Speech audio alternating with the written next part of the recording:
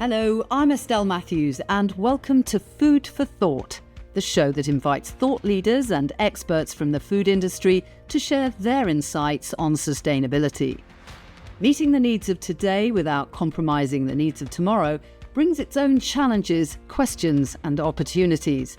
But putting people and planet at the heart of the food industry is essential for a sustainable world and business. We'll be hearing from people from all areas of food retail and grocery who've been making strides in sustainability, leading change from the front and inspiring others to do so. Join us as we listen to a variety of stories and perspectives that are food for thought. In general, there is kind of a growing list of chemicals of concern. Over the next few years, there will be a boom in the research to produce alternative materials or also foster a change in mindset. They're forever chemicals. They're out there in landfills, they're out there in package, and that's going to migrate back into water sources, soil, everything like that.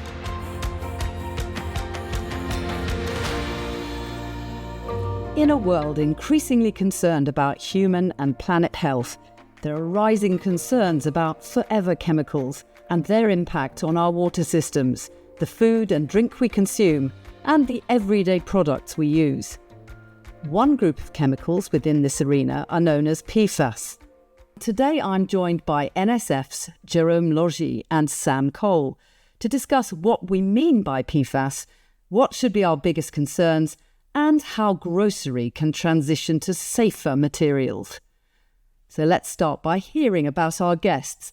Jerome, tell us about your background and what led you to doing the work that you do today. Yes, Estelle, good day. So I'm Jerome Logie. I'm the marketing director for the water division at NSF.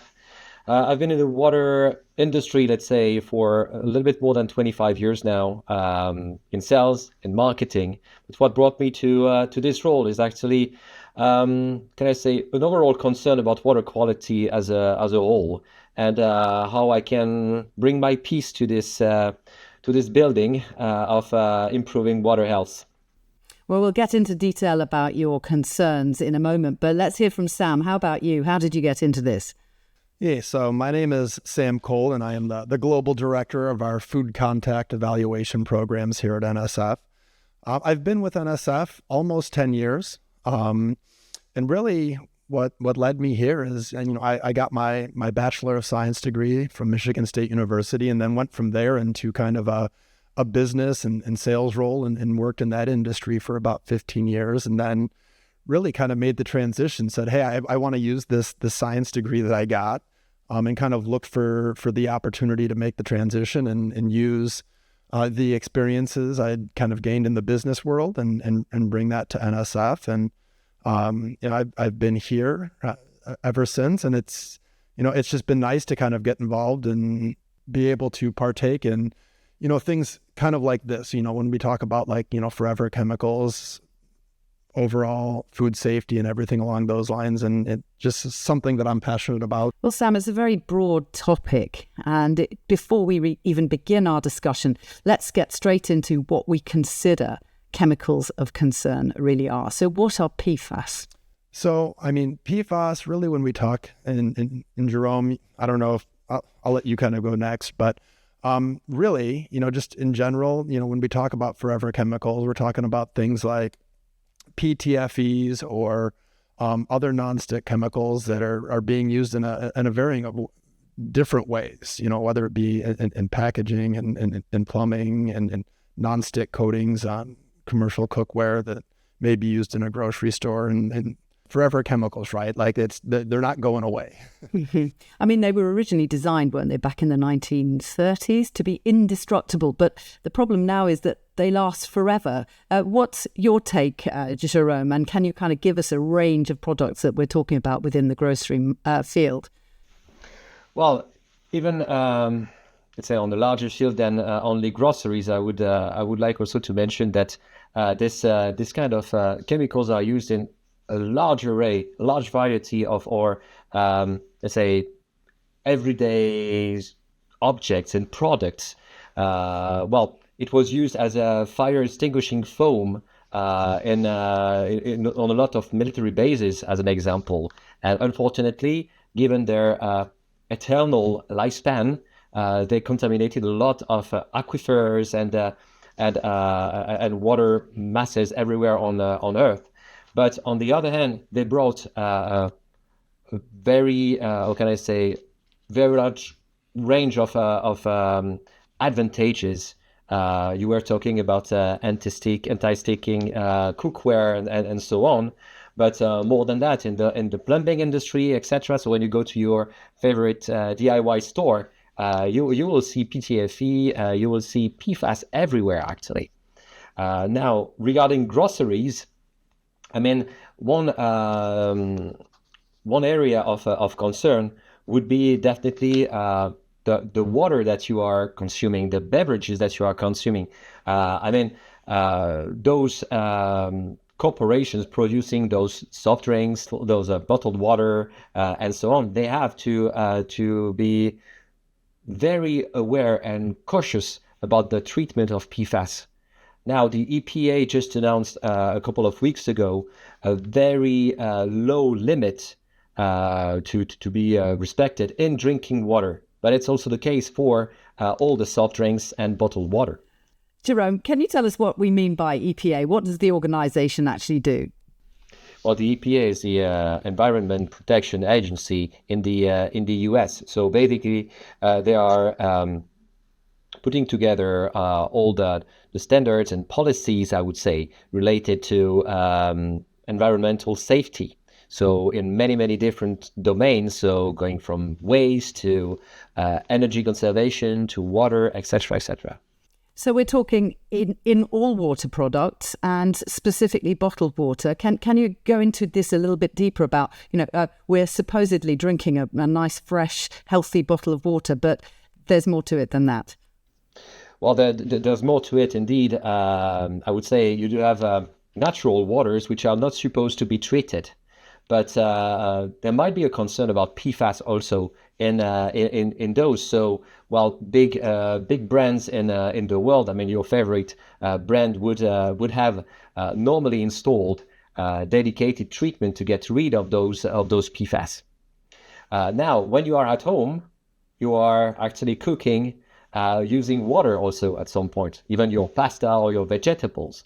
So your water utility would have to also have treated this PFAS up front. Unfortunately, well, this is very expensive for those water utilities.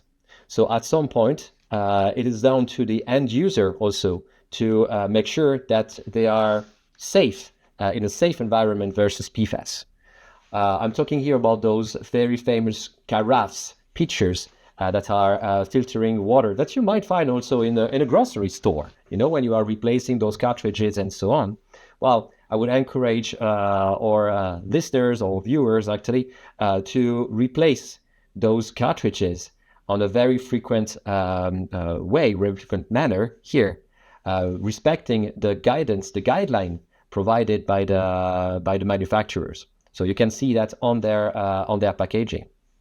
Now, there does seem to be some confusion about which products are actually causing the biggest health risks. And from research, it kind of appears that even butter, wrapped in greaseproof paper could be a likely cause of increased PFAS.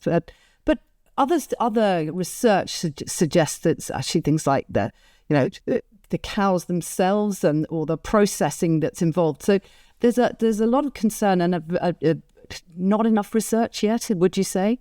I would say that, research-wise, still very early in this process in kind of figuring things out. Jerome had mentioned, the EPA had recently come out with, some updated guidelines, and, a number of states have kind of weighed in on it. And we're still very early in figuring all of this out. But, early indications are, kind of exactly what you're talking about, is the fact that it is a forever chemical. You're talking about it in a water supply and in the beef and the grain and all of those types of things from ground contamination is one, really kind of figuring out how do you eliminate it, and then two, what are appropriate levels, what are safe levels, and just kind of looking through all of those different food sources from like a food safety standpoint. I think that we're going to figure out a lot more over the next couple of months, next year, next 5 years as we kind of move through it all. Thank you. So going back to Jerome, can you talk a bit more from your perspective about packaging? Are there more bigger offenders out there than others? I mean, is it your taco being wrapped in a particular greaseproof paper, or what do we need to look out for as consumers, Jerome? Well, I mean, this is really a difficult question to answer here because, right now, PFAS is a family of more than 14,000 compounds. So, as mentioned by Sam, there is a situation right now with the level of understanding and knowledge we have about all those compounds. So, what is considered as a dangerous exposure level?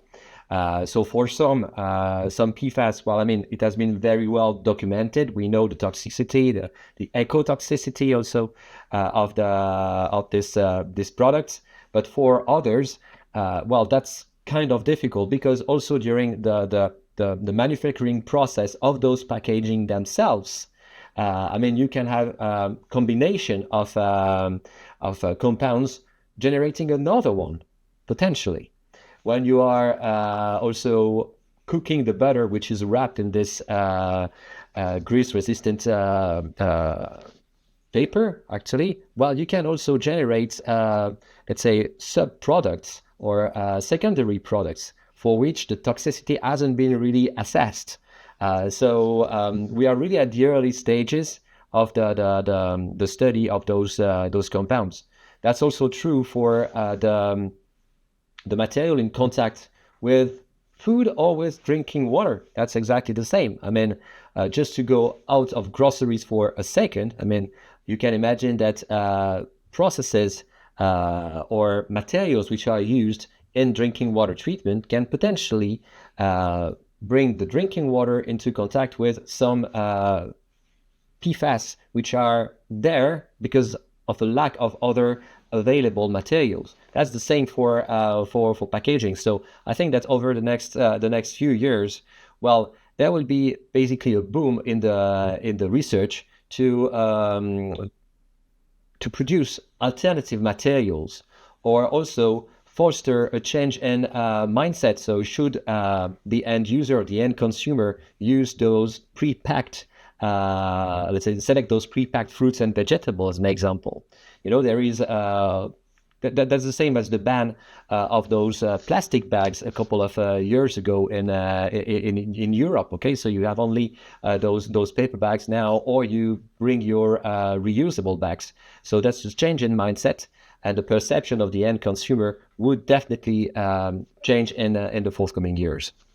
Oh, I was just going to say, and Jerome, you bring up something interesting there. So as we start to do the research and dive into things, I think a lot of what we're going to start to discover around PFAS is really the industry adapting, right? So you would mention like manufacturing and everything like that. And, when you talk about like making packaging for food, or, even like in a QSR space or something like that, the packaging for, you take out food, those type of things. It's really popular to use PFAS as like an additive or a mold release agent, right? So as you start to talk about eliminating, right, now you're talking about like, okay, we're going to remove that from it, but now we're looking at like the manufacturing process, right? And there could be big changes, looking for alternatives, trying to find other things to replace kind of how we're doing it. That may change like the overall process and, just lead to something else. So I think we're going to see a lot of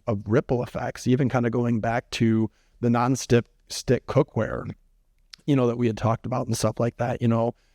Estelle, you had mentioned kind of up front, like non-stick coatings on pans. We've been using it since the 30s, right? So there aren't a ton of alternatives out there because it's been the tried and true and what works, and it's just kind of been there. And now we're in a situation where people are kind of looking like, okay, if we don't use that, what do we use? And people are kind of scratching their heads, and you start to look at like ceramics maybe in a pan or something like that, and that's opened up a lot of conversations like, is that safe? A ceramic at a pan standing up to the pounding, the use, the wear and tear, is there concerns of, like that being fragile, especially in a commercial atmosphere, very different than like, home use or something like that. So we've already started to see very early on in this kind of the early ripple effects of kind of what's going on. So we're looking at it. Sorry to jump in there. I was just wondering, we're looking for alternatives in terms of cookware, but what about things that will annihilate the actual bad, nasty, forever chemicals? And can you explain what's out there and how we're managing to overcome this? Kind of immediate term, looking to source the materials that are kind of the PFAS free is kind of, the initial, whether it be plastics, whether it be removing them from like the manufacturing process, whether it be from the cookware, I had mentioned cleaning products earlier. So, there's kind of like the safer choice cleaning products that you may see like on packaging or out there in advertising. Part of the protocol through that EPA program of getting, that cleaning product, registered for the safer choice program is that it is like PFAS free. So I think it's going to really be, as a first step, kind of looking at all of those. And then it kind of becomes the next step of what you were mentioning before, whether it be, in the beef, in the grain, in the butter, like how do we start to look at the long term of eliminating in all of those areas? Jerome, there are obviously potential health risks that we've alluded to, but could you explain what these are and why it's so important for consumers to be aware of the risks? Well, as you rightly mentioned, those PFAS are around for, let's say, around 90 years now, okay?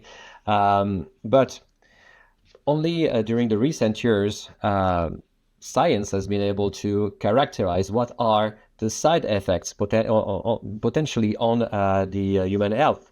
So we can here talk about increased risk of cancer, increased risk of pancreas infection, and all that kind of poisoning, let's say.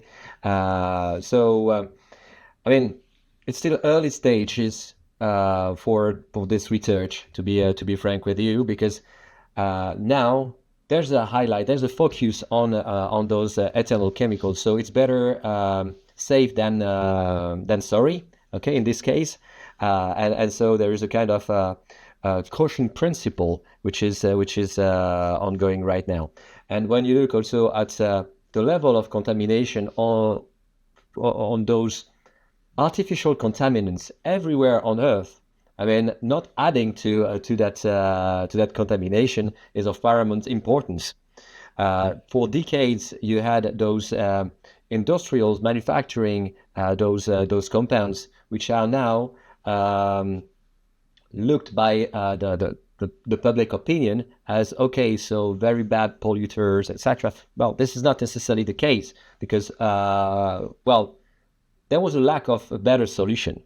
Now we are at this point where we have the possibility, we have the knowledge to go for something else. You were talking about unmolding chemicals and so on, Sam, earlier. Well, indeed, you can potentially use vegetal oils and some alternatives. So yeah, what has been emitted in the nature, in the environment, well, could be displaced, could be removed at some point. But this is also our responsibility to make sure that we are not adding to that, and we are now going into good practices, into ways of eliminating the use of those chemicals as much as we can. Again, when there is a lack of alternative, well, we will still be using those compounds, but we have to go down to a reasonable use and to minimum the use level of those compounds as much as we can. And are PFAS the only chemicals we should be worried about, do you think, Sam? I think that in general, there is kind of a growing list of chemicals of concern. You want to talk about BPAs, PFAS, MOSH, MOA. in general, kind of a growing list. I mean, I feel like some of the other ones are much better researched and identified. And, we've already kind of started down the path of, how do we remove those? How do we mitigate those where, we're just kind of starting that work with PFAS. So I think that this is going to be kind of added to that list of chemical of concern.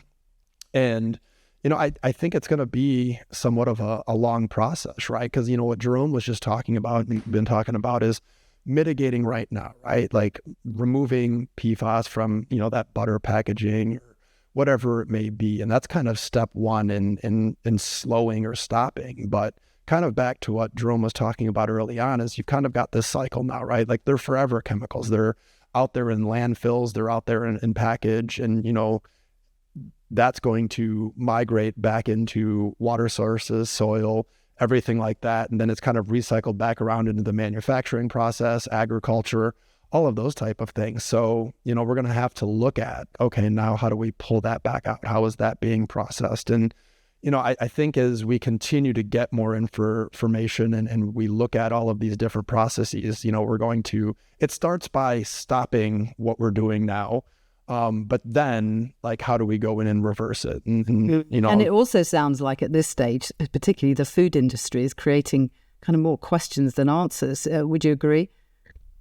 Yeah, I definitely think so, is because, and this has moved quickly, right? Like, I mean, we've talked about, these chemicals have been around for forever and used for forever, but you talk about like the legislation in California and Wisconsin, like the EPA coming out with it. As they're coming out, it's kind of happened quickly, and manufacturers are reacting quickly, but finding, they know they need to react, like, hey, we need to make a change, but discovering like, okay, what is that change?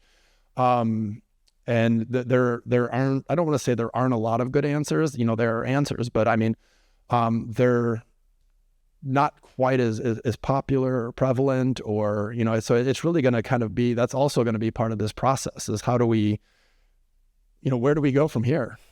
Well, let's pick up on what you mentioned just a moment ago, regulations. Is there a consistent, aligned approach to regulation around the world already? What are your thoughts on that? I mean, hear from you first, Sam, and then Jerome, perhaps you could pick up on that. No, I would say not yet. And, with many regulations, many chemicals of concerns, many different, like globally, it's always kind of hard to kind of get that aligned across the board. Now, what I will say is globally from, like a chemical standpoint, like this is definitely one that does seem to be on the radar everywhere, which isn't always the case with all chemicals. From like a water standpoint, the EPA has kind of come out and, said some things, and the path we're kind of starting down on, almost like the food side or the manufacturing side, is we're starting to see a number of states have kind of come out with their own. And, for me, one of my biggest concerns is you talk about like a global standpoint and harmonizing globally. Like right now, we're kind of getting a bunch of different regulations, even throughout, the U.S., with different states kind of chiming in on kind of what they're looking at. And, you could potentially end up with 50 different regulations in the U.S. alone. And then, as, the European Union, different countries kind of start to come out with their regulations. I mean, this could definitely be, from a regulatory standpoint, like a really tough one to kind of keep up with. Yeah, well, sitting in Belgium right now, indeed, I can tell you that there's no real consensus yet on, first of all, how to get rid of those compounds, and secondly, how to bring all the 27 member states down to the same regulation. Plus, you can add to that also UK, which has its own regulation, and so on and so forth. But there's also an issue in how to treat, how to remove. I mean, we're talking about the avoidance of new use of those compounds, but we have also to talk about remediation.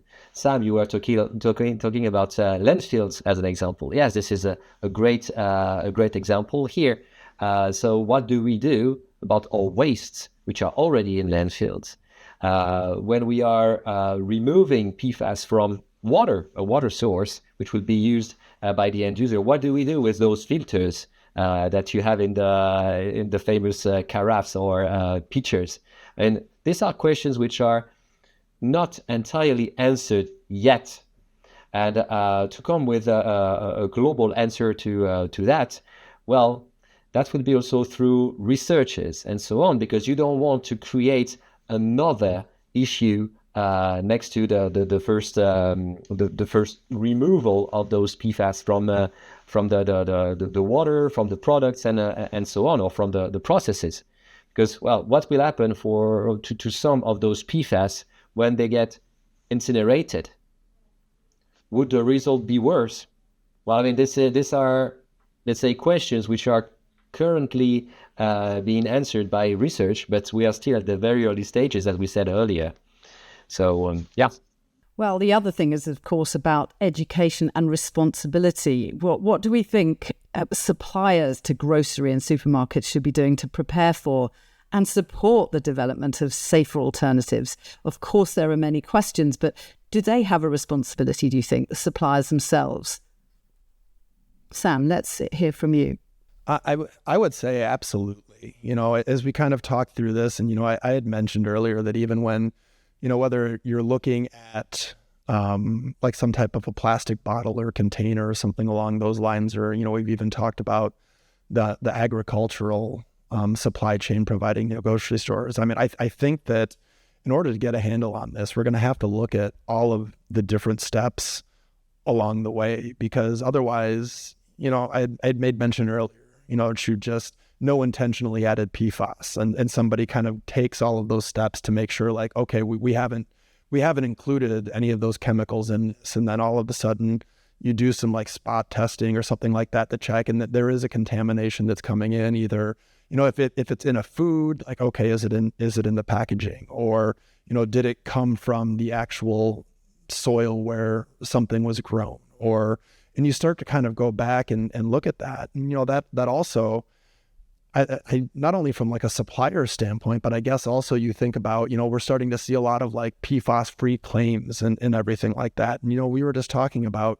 regulation in general. And I think part of getting closer to like a unified regulation is also going to be like unified definitions of what is PFAS-free. And then also regulations behind if somebody's claiming PFAS-free. Is it a self-declaration? What type of documentation do they have to kind of back that up? Did they test, or did they just look at, the plastic or the whatever they were making and say like, okay, hey, we didn't add it.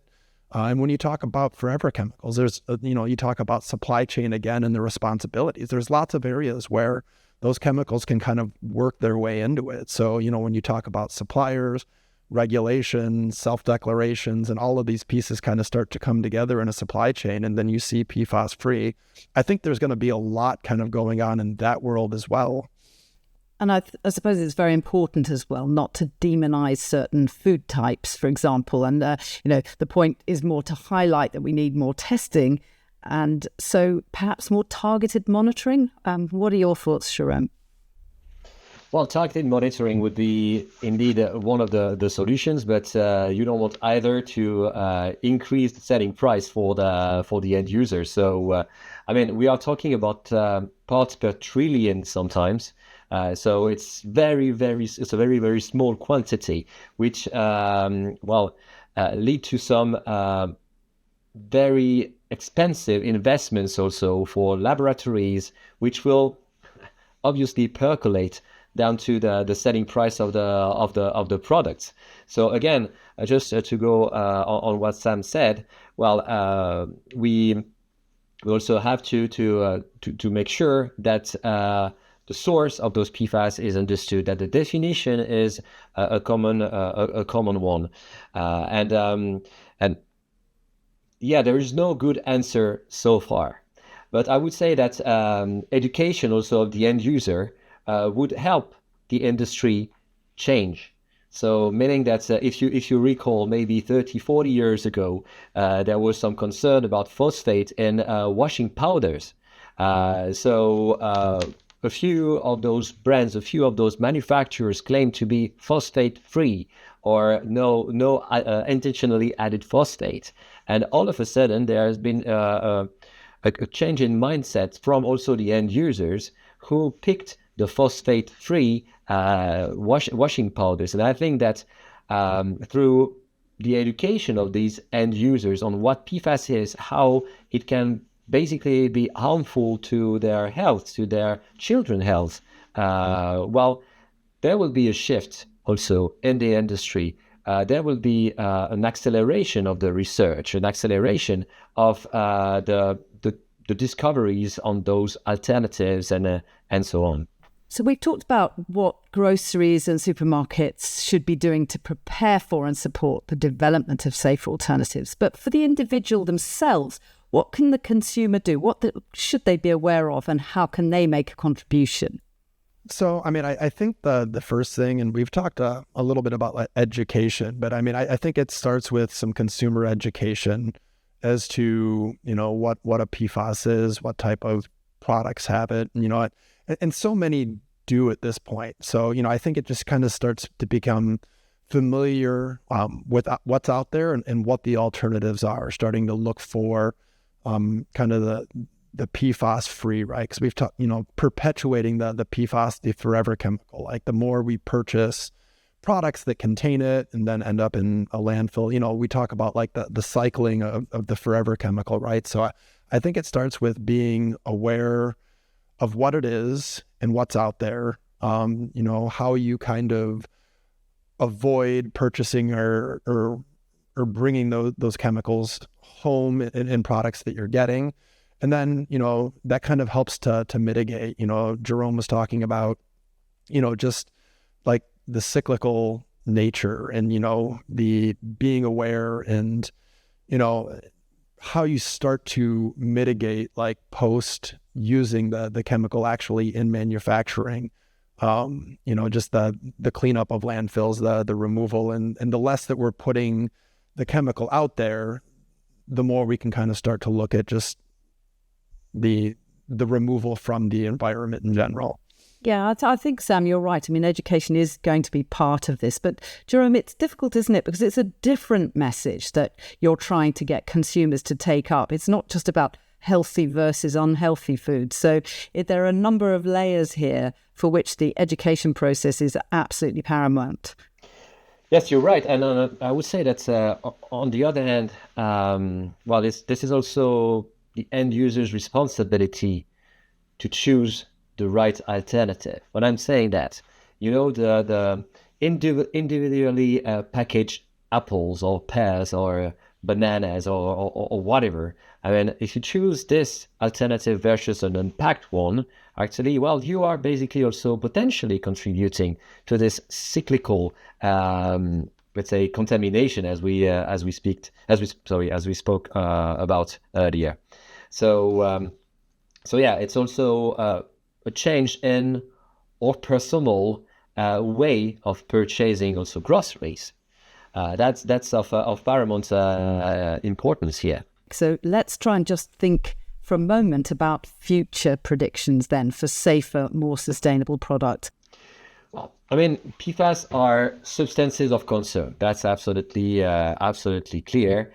We are still on the early stages of the characterization of those substances. As I said, some are very well documented and so on, but some are not. Because they have been used for only a couple of years, or they haven't been used on a wide range of products. But the good thing is that there are already some solutions to reduce our dependency to PFAS. On the other hand, on the remediation standpoint, actually there are technologies to remove those compounds from the supply chain, from the food chain also, at the very early stages. So, PFAS are bad, but there are some solutions, and we'll find alternatives in the forthcoming years. And how do you feel about that, Sam? Do you feel we're heading towards a safer, more sustainable future?